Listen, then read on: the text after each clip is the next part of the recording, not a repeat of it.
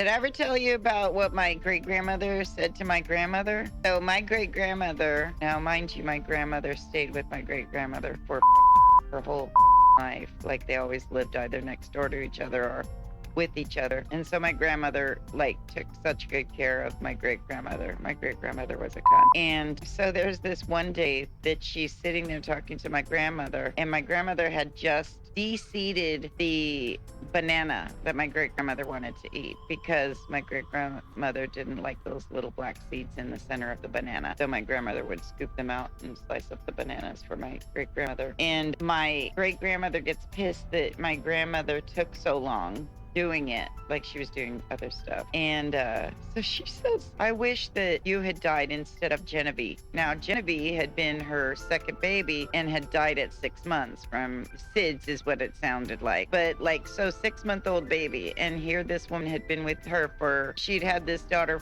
with her for like, what, 60 years or something like that. And she said that to her. I was like, dude. So every time my mom tried to defend my great-grandmother, I was like, nah, she's an asshole. But I remember my grandmother just, that carried with her for so long that her mother had said that to her. And so I can't imagine that being said to a little one, because my grandmother was what, in her 50s or 60s when my great grandmother said that.